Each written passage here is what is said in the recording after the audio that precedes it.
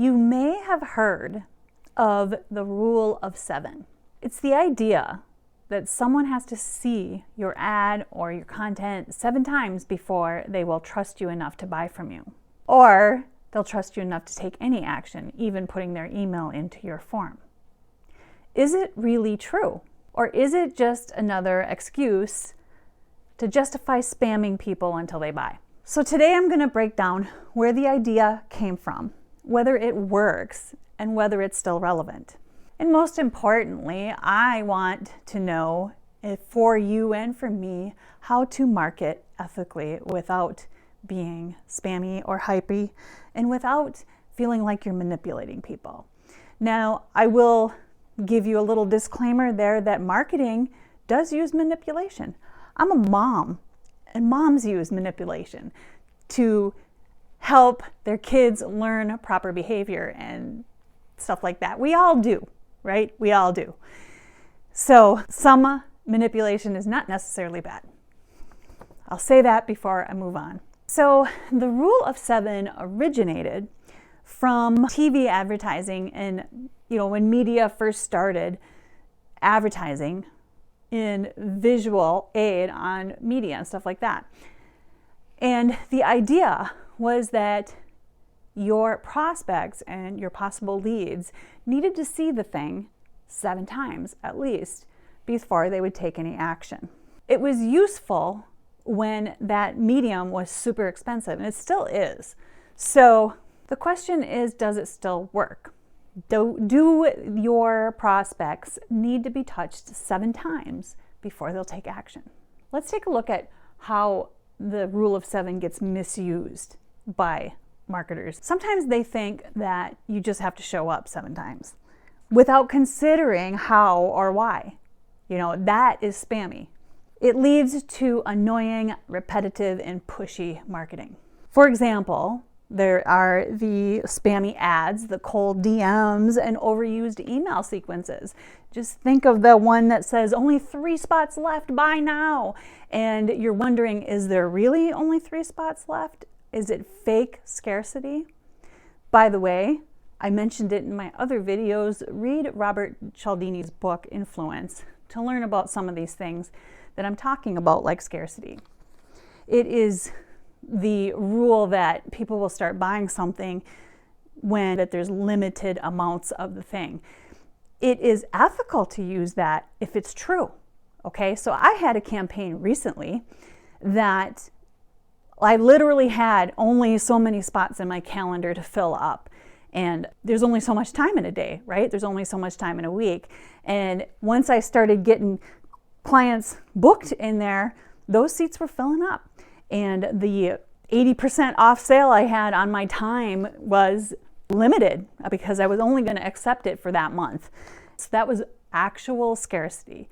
So you can use these tactics ethically in your marketing if truth, the golden rule, treating others the way you want to be treated. A lot of people would rather know the truth than to be faked out. So I'm going to tell you a story here where repetition and the rule of 7 was actually helpful.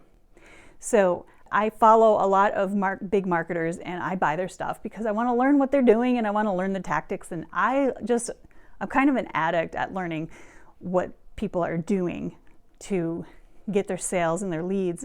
I love seeing how they're using all these things in their marketing.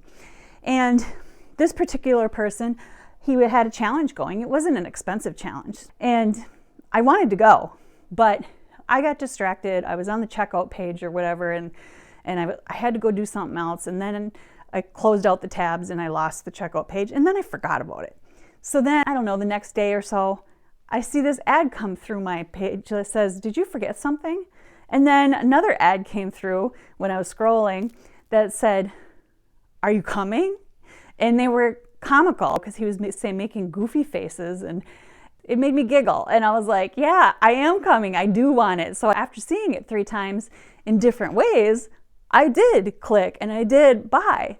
So that's an example of where the different messaging, it doesn't feel repetitive, and it's kind of playful. It's not even hypey or scammy or pushy. Not at all. It was fun. I could just scroll by it and laugh at it like, oh yeah, I'm not even coming to that.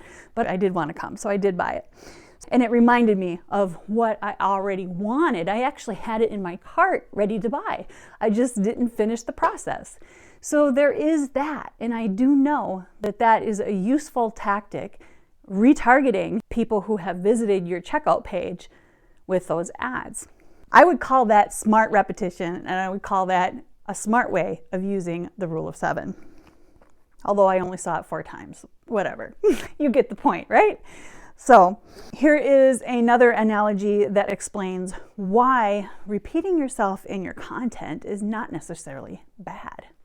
So you could apply the rule of 7 here too. And you know, to tell the honest truth, I wouldn't even go so far as to count how many times you're doing it and say, I got to do this 7 times. I mean, don't even go to that extent. But what I'm going to tell you here, it makes a point of why you should repeat your lessons and your message to your people. It's like this. Your content is like you're in a parade.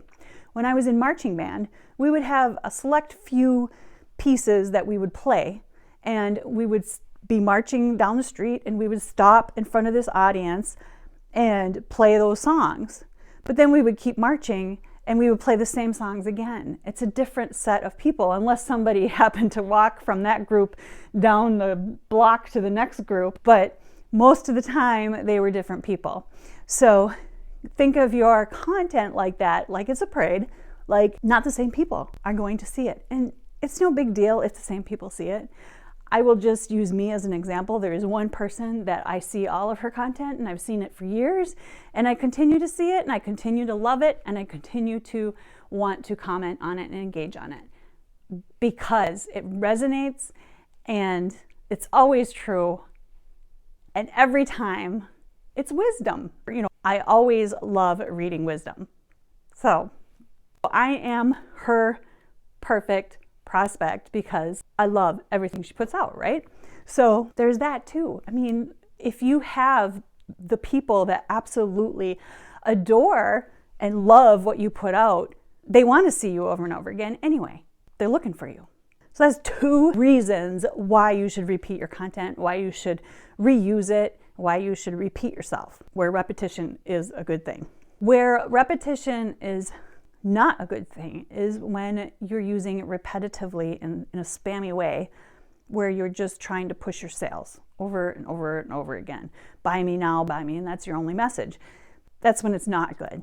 And the same if you're in a network marketing company and you're constantly posting your products, people get a little bit worn out about seeing those products unless they're different people. Now you could be refreshing the audience over and over again, and maybe they're people that are in love with your products. That would be okay.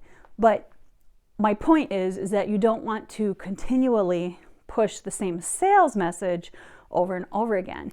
Find different ways to come at it from different angles, because you might have one special product, but it has many benefits and different stories attached to it. Let's just use a weight loss one, for example.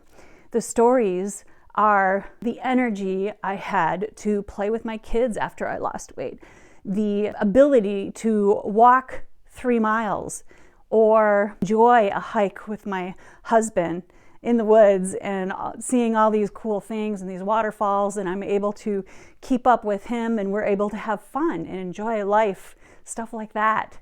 The way I fit into an 18-year-old dress that I found in the closet, 18 years later, I got back into it after losing the weight. Those are stories that all point to the same product, but they're all different angles, and they all would resonate with different people. I hope that makes sense. So don't repeat yourself over and over again. Don't spam, and don't use aggressive ads. That's all I have on that topic. I'd like to know, have you ever noticed ads following you around on the internet? Have you ever noticed those retargeting campaigns, and what do you think about them? And how do you feel about them? I'd be interested to know. Drop your comments.